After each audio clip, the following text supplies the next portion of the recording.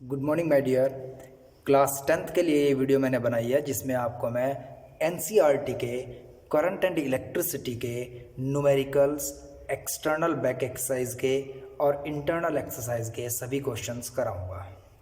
सबसे पहले आप एक बात सुनिएगा। मैंने लगभग मुझे पढ़ाते हुए 8 से 9 साल हो गए। 9 साल में मैंने एक ही चीज़ नोटिस किया है कि बच्चा बहुत ज़्यादा डरता है न्यूमेरिकल सॉल्व करने से। न्यूमेरिकल सोल्व करना सबसे आसान होता है। सबसे पहले आप फॉर्मूला अपने दिमाग में याद रखिएगा। फॉर्मूला को आपको लिखना आना चाहिए कि फॉर्मूला लिखना किस तरीके से है। और सीबीएसई बोर्ड में फॉर्मूले के भी मार्क्स होते हैं।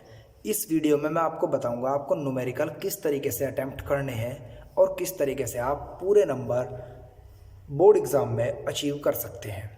सबसे पहले मैं पेज नंबर 200 एनसीईआरटी के न्यूमेरिकल से स्टार्ट न्यूमेरिकल्स करता हूँ।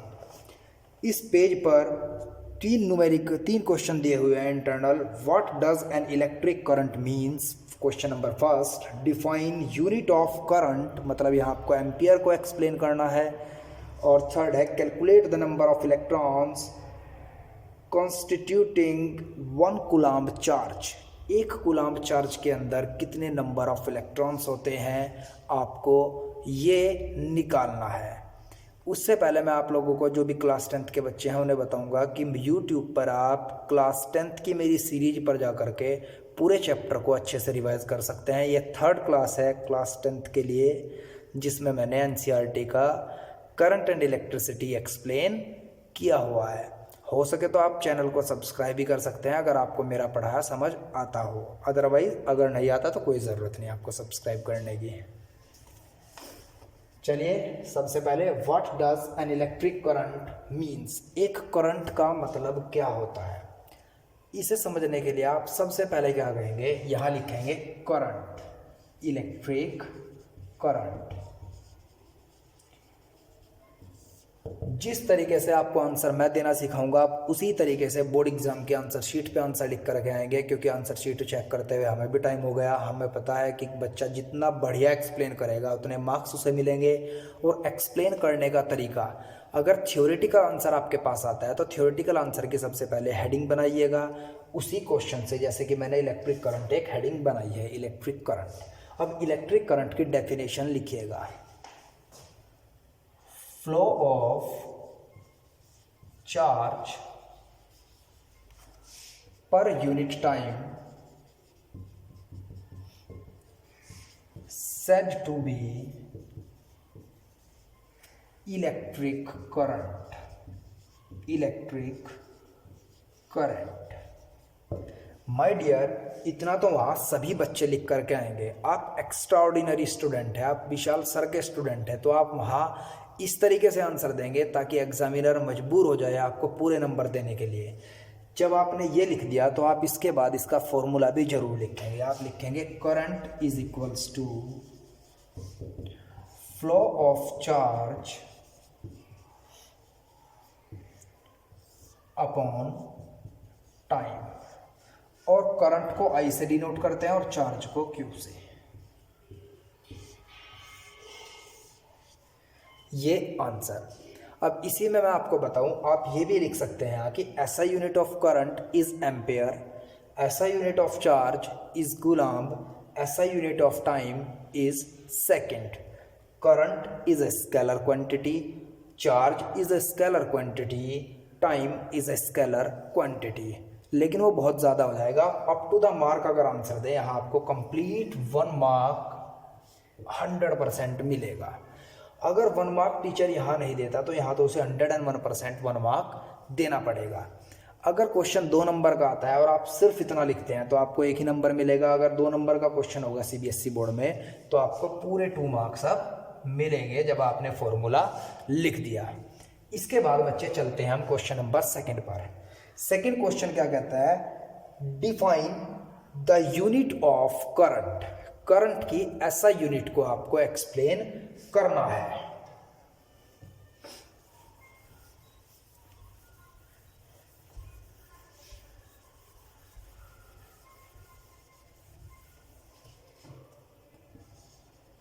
Define the unit of current.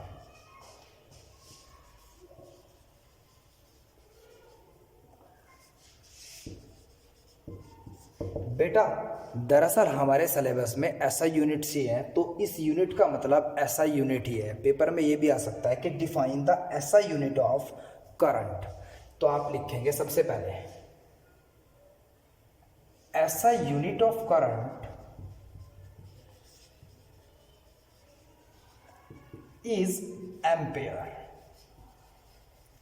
अगर आप ये सबसे पहले लिख देते हैं, इसके बाद डिफाइन करना स्टार्ट करते हैं, तो एग्जामिनर का ध्यान सबसे पहले इस बात पर जाएगा और आप इसे अंडरलाइन कर दीजिए ताकि एग्जामिनर सिर्फ पॉइंट टू पॉइंट ही पढ़े और आपको यहाँ हाफ मार्क्स दे देंगे वो। इसके बाद आप लिखेंगे 1 एम्पियर की डेफिनेशन। 1 एम्पियर की डेफिनेशन बनाने के लिए आप सबसे पहले फॉर्मूला पकड़ेंगे करंट का, क्योंकि करंट की ऐसा यूनिट एम्पियर है। तो आप क्या कहेंगे, we know that current is equals to charge upon time या flow of charge upon time. अगर मान लीजिए I is equals to Q upon T था, if flow of charge 1 coulomb होता है एंड टाइम 1 सेकेंड होता है, तब आपके सामने यहां क्या बनेगा,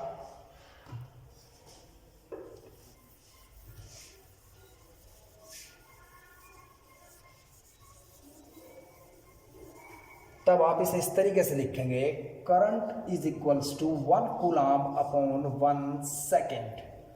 और 1 कूलाम्ब अपॉन 1 सेकेंड को 1 कूलाम्ब अपॉन सेकेंड को आप एम्पियर लिखेंगे। आप न्यूमेरिकली सबसे पहले डेफिनेशन को एक्सप्लेन करेंगे, उसके बाद उसे डिफाइन करेंगे। अब इफ 1 कूलाम्ब चार्ज, देखिए आपने यहां 1 कूलाम्ब चार्ज लिया हुआ है, अगर 1 कूलाम्ब चार्ज 1 सेकंड में फ्लो होता है तब आप करंट को 1 एम्पियर कहेंगे। If 1 coulomb charge flow for 1 second, then it's said to be 1 ampere flow of current।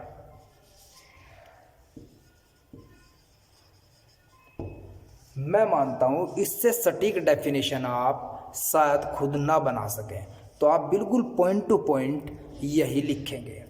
अब नेक्स्ट क्वेश्चन है जी, calculate the number of electrons constituting 1 coulomb of charge.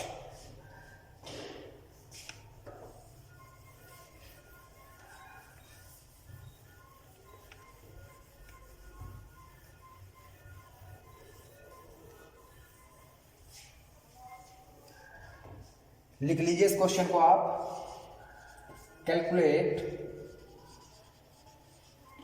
Number of electrons in 1 coulomb charge. इस तरीके से लिख लीजिएगा, in 1 coulomb charge.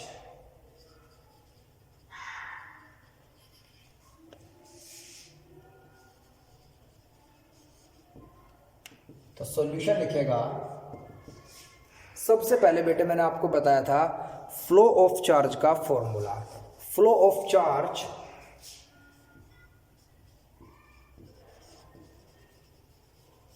आप Q से डिनोट करेंगे, जिसकी वैल्यू Ne के बराबर होती है, जहां N number of flow electrons and E charge on 1 electron होता है।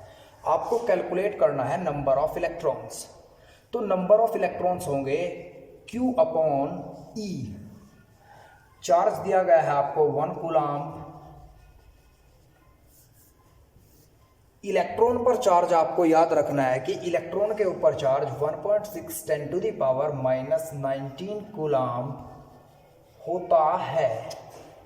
अब कूलाम्ब से तो आप कूलाम्ब को कैंसिल कर देंगे, n इज इक्वल्स टू 1.6 10⁻⁻19 बचा है। अब आप ये पॉइंट हटा करके ऊपर 0 लगाएंगे और इस -19 10⁻⁻19 को ऊपर भेज देंगे, तो ये होगा 10⁻+19/16। इसका मतलब है 1 के सामने 19 0। अब 19 0 में से एक 0 आप इसे दे देंगे और 18 0 इसके पास रखेंगे और 16 से आप 100 को डिवाइड करेंगे। 6.25 × 10⁻18 इलेक्ट्रॉन्स के अंदर 1 कूलम्ब कंप्लीट चार्ज बनेगा। अब हम चलते हैं नेक्स्ट पेज नंबर पर। अभी एनसीईआरटी के नेक्स्ट पेज के जो न्यूमेरिकल्स हैं वो वोल्टेज एंड इलेक्ट्रिक पावर पर हैं, वो मैंने अभी आप लोगों को नहीं पढ़ाया। अभी हम बात करते हैं 2-3 एडिशनल क्वेश्चंस की।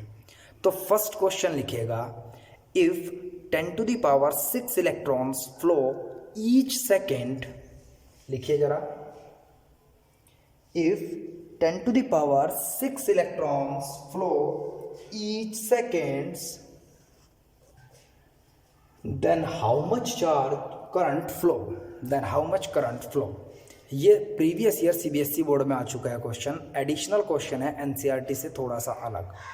एनसीईआरटी से थोड़ा सा लेवल इसका हाई इसलिए कर दिया मैंने क्योंकि इसमें आपको डायरेक्ट चार्ज ना दे करके नंबर ऑफ इलेक्ट्रॉन्स दिए गए हैं।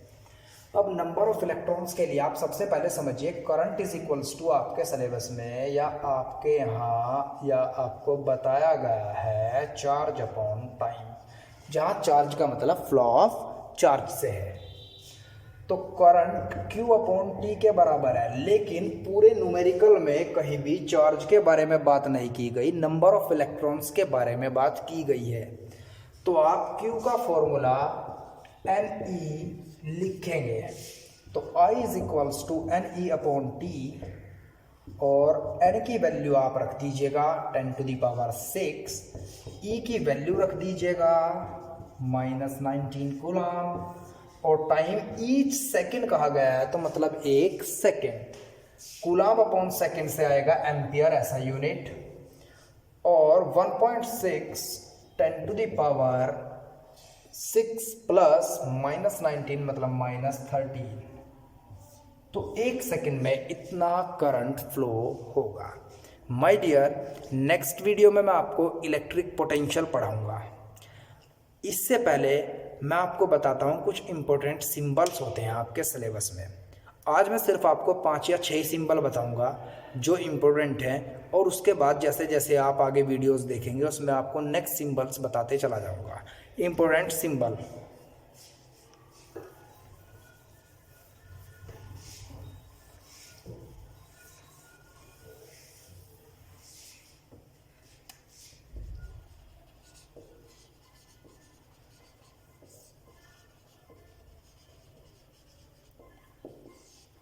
फर्स्ट रेजिस्टेंस का सिंबल, ये रेजिस्टेंस का सिंबल है। लेकिन अगर आप किसी रेजिस्टेंस के अंदर एक ये साइन देखते हैं तो इसका मतलब होता है वेरिएबल रेजिस्टेंस, मतलब जो कभी करंट को ज्यादा रोक सकता है और कभी कम। तो इस वेरिएबल रेजिस्टेंस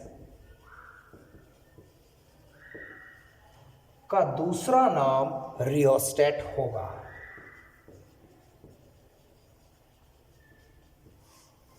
कॉन्सेप्ट क्लियर? इसके बाद सेकंड पॉइंट, आप इसे सेल कहेंगे।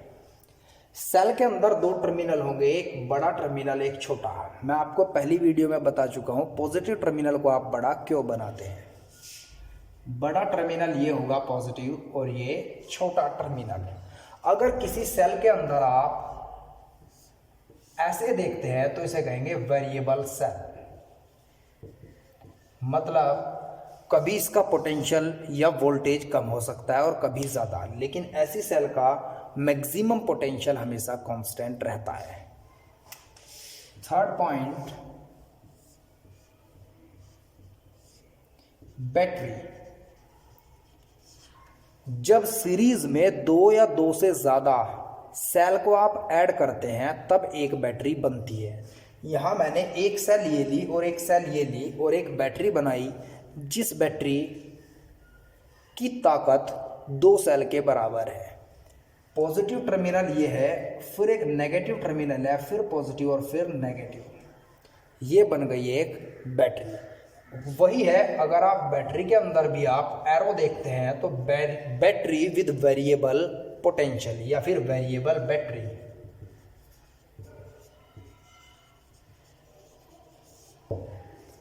अब सबसे इंपॉर्टेंट जो आपके एनसीईआरटी में शायद नहीं है, कैपेसिटर। कैपेसिटर क्या होता है? कंडेंसर, जो आपके अल्टरनेटिंग करंट से चलने वाले आपके घरों में फैन है, जो सीलिंग फैन है, उनके अंदर एक कंडेंसर होता है। कंडेंसर को फिजिक्स की लैंग्वेज में कैपेसिटर बोलते हैं। तो कैपेसिटर का सिंबल कैसा होता है?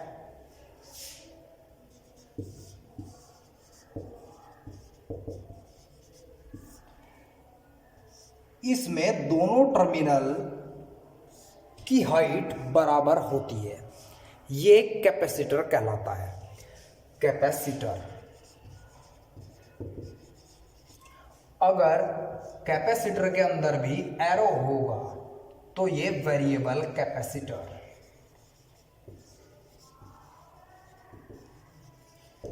कहलाएगा। माय डियर, आपको वैसे मैं सिंबल्स नेक्स्ट वीडियो में पूरे पढ़ाऊंगा जो आपके एनसीईआरटी में दिए गए हैं, लेकिन कुछ ये सिंबल ऐसे थे यहाँ, जैसे कि कैपेसिटर, शायद कि ये भी एनसीईआरटी में ना हो कि वेरिएबल या फिर रेजिस्टेंस को, वेरिएबल रेजिस्टेंस को रिएस्टोट बोलते हैं। इसके बाद मैं आपको जो नेक्स्ट पढ़ाऊंगा उसमें आपको बताऊंगा क्रॉस वायरिंग, तो आपके एनसीईआरटी में है। उसमें बहुत से ऐसे सिंबल बताऊंगा कि जैसे कि आप कंडेंसर और रेजिस्टेंस को अगर जोड़ दें, या इंडक्टर का सिंबल कैसा होगा, या फिर कंडक्टर का सिंबल कैसा होगा, वो सभी सिंबल्स आपको बताऊंगा। अब आप जो नोट्स बनाएंगे वो नोट्स इस तरीके से बनाएंगे, जो मैंने आपको क्वेश्चन दिए हैं उनके आंसर उसी तरीके से लिखेंगे जिस तरीके से मैंने आपको इस वीडियो में बताया। और जो मैंने आपको सिंबल दी है, इंपॉर्टेंट सिंबल, ये आप हमेशा याद रखेंगे। जब 2, 10, 20, 50 स्कूल के बच्चे आपस में बैठते हैं तो बात करते हैं कि उसे कितना आता है, उसे कितना आता है, लेकिन अगर आप अपना पूरा बताएं कि मुझे कैपेसिटर के बारे में पता है, ये भी पता चल गया, मुझे ये भी पता है कंडेंसर क्या है, मुझे ये भी पता है कि कंडेंसर एसी फैन में ही लगाते हैं, डीसी में इसलिए नहीं लगाते क्योंकि कंडेंसर का रेजिस्टेंस, अगर कंडेंसर होगा उसका रेजिस्टेंस मैक्सिमम हो जाएगा अगर वो डीसी करंट से कनेक्ट करेंगे, और जब रेजिस्टेंस मैक्सिमम होगा तो करंट चलेगा ही नहीं और फैन काम नहीं करेगा। ये ऐसी ऐसी बातें अगर आप बताएंगे तो आपका इफेक्ट ही अलग होगा।